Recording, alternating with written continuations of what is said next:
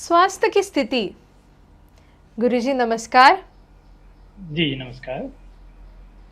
ये स्वास्थ्य की स्थिति, इसकी जी, भविष्यवाणी क्या होती है? स्वास्थ्य की स्थिति कुंडली से कुंडली से जो है ना देखा जा सकता है। जी। जैसे किसी व्यक्ति का, किसी बच्चे का जो है ना, किसी शिशु का जन्म होता है, बालक-बालिकाएँ का, तो उस समय जो आकाशीय स्थिति में जो ग्रहों की स्थिति है, जो आकाश मंडल में, जो जी। गैलेक्सी में ग्रहों की, तारों की स्थिति है, उस स्थिति के अनुसार उस समय वो एक चार्ट बनता है, जिसको बोलते हैं हम लोग जन्म कुंडली, ठीक है? जी। तो जन्म कुंडली में जो है, जैसे मान लीजिए कि अगर जो लगन फर्स्ट हाउस का मालिक है, अगर फर्स्ट हाउस का जी। मालिक जैसे मेष लगन है किसी का, तो मेष लगन का मालिक जो होता है, लॉर्ड होता है, वो मंगल होता है, ठीक है, मार्स। जी। अगर मंगल की स्थिति जैसे मान लीजिए कि रोग हाउस में है, सिक्स हाउस हमारा रोग का होता है, ठीक है ना, एथ हाउस है हमारा, थोड़ा सा वो नेगेटिव होता है हेल्थ के लिए, वो भी ठीक नहीं होता है, एथ हाउस से देखते हैं। फिर हमारा जी। एक लॉसेस का हाउस होता है, ट्वेल्थ हाउस, ठीक है, 12वां घर जिसको बोलते हैं। अगर ये जी। मंगल जैसे मान लीजिए कि लगन का मालिक इन हाउस में स्थित है, इस इन घरों में कहीं पे भी बैठा है, जैसे सिक्स और एथ और ट्वेल्थ, ठीक है, इन हाउस में अगर कहीं बैठा है, तो वो थोड़ा सा स्वास्थ्य के तौर से वो ठीक नहीं होता है, स्वास्थ्य की दृष्टि से उस व्यक्ति के लिए थोड़ा सा ठीक नहीं होगा, ठीक है। अब जी। वो जैसे मान लीजिए कि मंगल ट्वेल्थ हाउस में बैठा है, तो लगन का मालिक ट्वेल्थ हाउस में जाने का मतलब है कि उसका शरीर का खर्च कर रहा है, यानी कि शरीर को नुकसान दे रहा है, ठीक है। जी। तो अगर मान लीजिए कि वो ट्वेल्थ हाउस में बैठा है, साथ में जैसे उसके एनिमी ग्रह हैं, जैसे शनि है, राहु है, केतु है ना, ये सब उनके एनिमी ग्रह हैं, ठीक है। तो अगर जी। उनको उस मंगल को जो है ना, जैसे कहीं से शनि उसको देख रहा हो, या शनि के साथ बैठा हो वहां पे, या राहु के साथ वहां पे बैठा हो, या केतु के साथ बैठा हो, या राहु केतु उसको देख रहे हो, तो वो मंगल वहां पे जो है ना बहुत ज्यादा पीड़ित हो जाता है, यानी कि व्यक्ति का स्वास्थ्य वहां पे अच्छा नहीं रहता है, ठीक है। जी। अब जब जब उसकी दशा चलेगी, जैसे एक महादशा, विंशोत्तरी महादशा बोलते हैं हम लोग जन्म पत्रिका में, तो जब उसकी दशाओं का जीवन में आना होता है, गोचर होता है, जैसे मान लीजिए कि अगर किसी व्यक्ति का नक्षत्र देखा जाता है कि अगर भरणी नक्षत्र में पैदा हुआ है, ठीक है, तो जी। भरणी नक्षत्र में पैदा हुआ है, तो यानी कि शुक्र की दशा में वो उसका जन्म हुआ है, ठीक है। अब शुक्र की महादशा जो है 20 साल की होती है, तो वैसे ही हर ग्रहों की महादशा अंतरदशा होती है, सभी का घूमते रहता है, ठीक है। तो अगर मान लीजिए कि मंगल की दशा उस व्यक्ति के जीवन में आती है, तो फिर वो मंगल की दशा उसके लिए बहुत ज्यादा कष्टदायी होता है, स्वास्थ्य के लिए ठीक नहीं होता है। वो अगर 12वें घर में है तो हॉस्पिटलाइज होगा, उसका मंगल है, राहु केतु के साथ में कंजक्शन है, शनि के साथ में है, तो उसका चोट चपेट, एक्सीडेंट, सर्जरी, है ना, ये सारी चीज उसके साथ में उस समय में संभव हो सकती है, ठीक है। तो इस तरीके से हम लोग, एक तो हो गया लगन के मालिक को कहाँ पे स्थित है, कहाँ पे उसका पोजीशन है कुंडली में, उस हिसाब से भी कुंडली में प्रेडिक्ट कर सकते हैं कि उसका स्वास्थ्य कैसे रहेगा। अगर मान लीजिए कि ये मंगल सिक्स्थ हाउस में है जी। और वहां पे पीड़ित है, तो उसके जीवन जी। में क्या रहेगा कि उसके जीवन में हमेशा रोग कंटिन्यू रहेगा, क्योंकि सिक्स्थ हाउस से हम जो है रोग को देखते हैं। ऐसे सिक्स्थ हाउस में मंगल अच्छा होता है, लेकिन फिर भी लगन का मालिक है, तो सिक्स्थ हाउस में जाकर बैठा है, तो यानी कि उसको जीवन में जो है ना रोग से लड़ना पड़ेगा, ठीक है ना। और जी। वहां पे साथ में अगर राहु केतु शनि का कहीं से कंजक्शन हो गया, तो वो भी एक तरीके से देखा जाए तो और ज्यादा दिक्कतें पैदा करता है वहां पे भी। और एथ हाउस में है लगन का मालिक, तो वो भी वैसे ही स्थिति को दर्शाता है, और थोड़ा सा अनिष्ट भी मतलब प्रदान कर सकता है। तो इस प्रकार से लगन जी। की स्थिति, लगन का जो लॉर्ड होता है, उसकी स्थिति कहाँ पे है, किस घर में है, जैसे मैंने कहा कि सिक्स्थ और एथ और ट्वेल्थ हाउस में ज्यादा नेगेटिव मैंने कहा, वैसे और घरों में भी नेगेटिव होता है। जैसे मान लीजिए कहीं पे भी बैठा हो, फर्स्ट हाउस में बैठा हो, जी। लगन का मालिक अगर फर्स्ट हाउस में लगन में ही बैठा हो, तो बलवान होता है। लेकिन अगर वहां पे भी उसके साथ में एनिमी ग्रहों का इफेक्ट हो जाता है, तब भी वो पीड़ित हो जाता है, कहीं ना कहीं उसको जी। स्वास्थ्य से रिलेटेड समस्याएं होती है, ठीक है।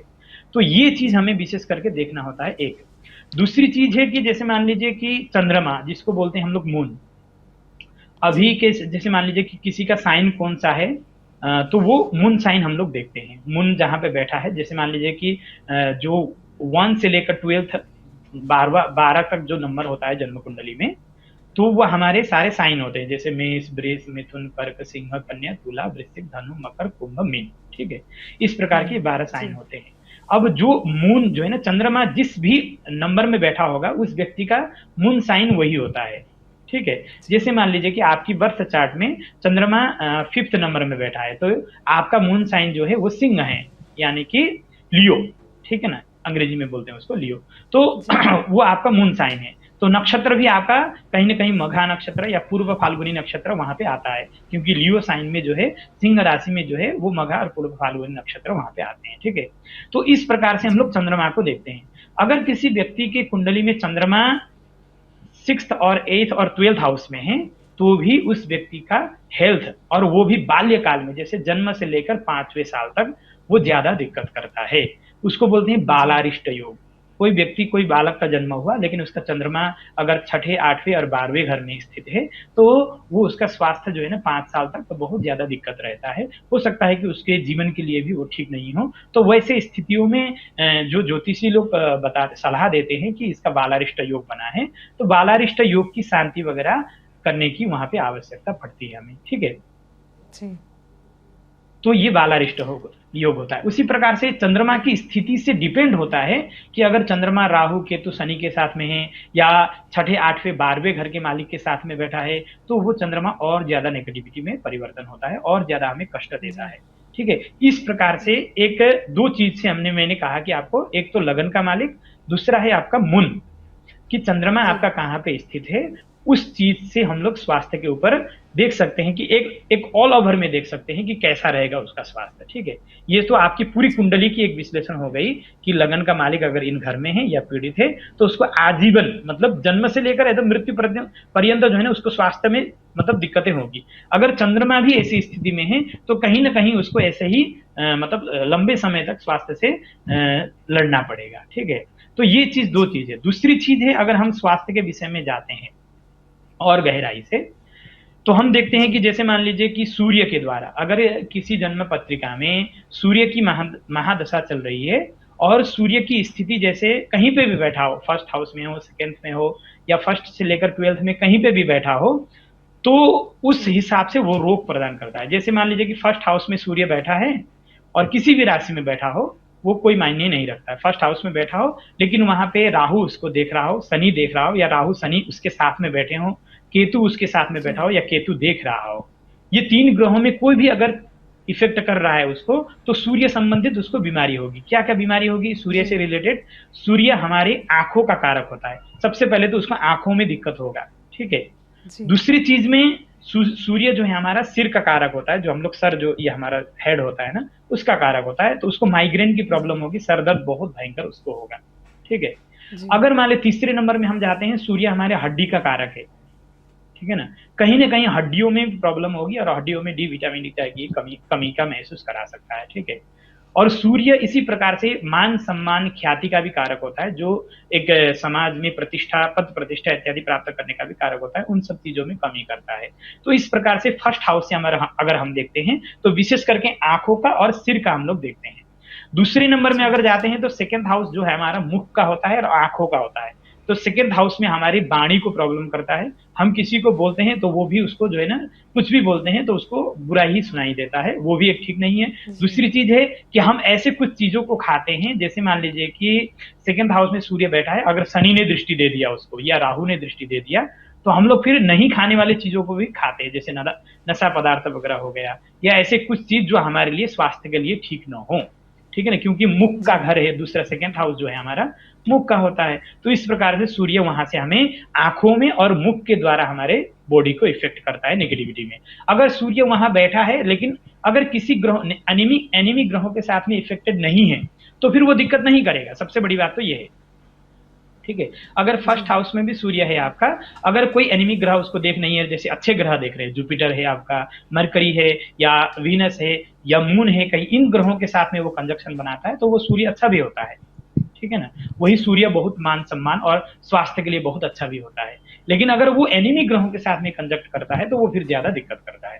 इसी प्रकार से हम तीसरे हाउस में अगर सूर्य बैठा है, अगर वहां पे नेगेटिव ग्रहों के द्वारा वो इफेक्टेड है, सूर्य राहु शनि के साथ में, या 6th हाउस का लॉर्ड जी के साथ में बैठा है, या 8th हाउस के लॉर्ड के साथ में कंजक्शन है, या 12th हाउस के लॉर्ड के साथ में है, तो हमारे बॉडी में जो है ना, जैसे ये वाले हिस्से में दिक्कत होगा, ठीक है ना। ये वाला हिस्सा जो जी है ना हमारा 3rd हाउस का होता है, ठीक है। तो इस जी, प्रकार से थर्ड हाउस से हम लोग ये चीज को देखते हैं। अगर फोर्थ हाउस में बैठा है सूर्य जन्म पत्रिका में, तो फोर्थ हाउस में सूर्य बैठा है, वहां पे शनि राहु केतु का इफेक्ट है, या सिक्स हाउस, एट हाउस या ट्वेल्थ हाउस लॉर्ड का इफेक्ट है, या ऐसे ग्रहों के साथ में कंजक्शन बनाया है, तो फिर वहां पे हमें क्या दिक्कत करता है? फोर्थ हाउस हमारा है हार्ट का, ठीक है। अब सूर्य जो है विशेष करके हार्ट का ही कारक भी होता है, ठीक है। तो जी, वहां पे हमें कहीं ना कहीं हृदय संबंधित रोगों को दिखाता है, या हार्ट की प्रॉब्लम हमें दे सकता है, ठीक है ना। और जी, हमें बहुत ज्यादा घबराहट होती है, बेचैनी होती है, इस प्रकार की बीमारियों को वहां पे देता है, ठीक है। और जी, फिफ्थ हाउस में और वहां पे जैसे फोर्थ हाउस में और एक बीमारी देखता है कि जैसे हमारी जो स्पाइनल कोड, हड्डी का कारक मैंने बताया आपको पहले, तो जो स्पाइनल कोड होती है वो भी जो है ना सूर्य के अंदर में आती है हमारे बॉडी में। तो अगर फोर्थ हाउस में जी, सूर्य बहुत ज्यादा पीड़ित है, फोर्थ हाउस का लॉर्ड भी अगर पीड़ित है, फोर्थ हाउस में नेगेटिव ग्रहों का इफेक्ट है, सूर्य को भी नेगेटिव ग्रहों का इफेक्ट है, तो फिर वो और ज्यादा स्पाइनल कोड में प्रॉब्लम करेगा, बैक पेन इश्यू करेगा, बहुत ज्यादा दिक्कत की सामना उसको करनी पड़ती है। अगर फिफ्थ हाउस में जी, जाते हैं हम सूर्य को लेकर, तो फिफ्थ हाउस में हमारा पेट से संबंधित है, पेट में हमारा डाइजेशन का प्रॉब्लम होगा, गैस एसिडिटी वगैरह बनेगा, ठीक है ना। फिफ्थ हाउस से भी हम लोग हार्ट को देखते हैं, अगर फिफ्थ हाउस में भी ऐसा कंजक्शन बना है, तो ऐसे ही सूर्य के द्वारा सारे घरों में वो जहां भी बैठा है, उस घर से संबंधित जो भी हमारे बॉडी में जो भी पार्ट है, जो भी अंग है, उस हाउस को इफेक्ट करता है सूर्य के द्वारा। अगर सूर्य जी, पीड़ित है उन हाउस में, या उन हाउस का लॉर्ड अगर बहुत ज्यादा पीड़ित है, तो फिर उस हाउस से संबंधित हमारे शरीर में बीमारी होगी। जैसे मान लीजिए कि सेवेंथ हाउस में सूर्य बैठा है, सेवेंथ हाउस में बहुत ज्यादा सूर्य, राहु शनि केतु के द्वारा वो इफेक्टेड है, सेवेंथ हाउस का मालिक भी पीड़ित है, तो वहां पे सूर्य क्या करता है कि सूर्य आपको पेट से संबंधित या गुप्तांग से, जो हमारा प्राइवेट पार्ट्स वगैरह होता है, वहां से संबंधित भी आपको प्रॉब्लम दे सकता है ना। और लोअर बैक, जो हमारा बैक पेन जो होता है, जी, वो लोअर बैक में बहुत ज्यादा दिक्कत करता है।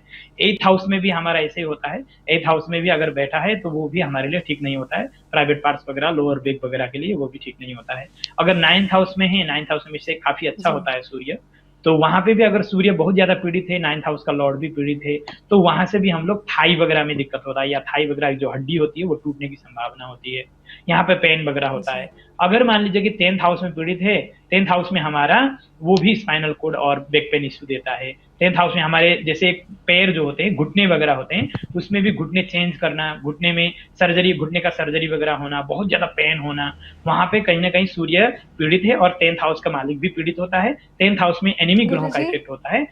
हाँ जी। हाँ, गुरुजी, ये सब चीज़ के लिए धन्यवाद।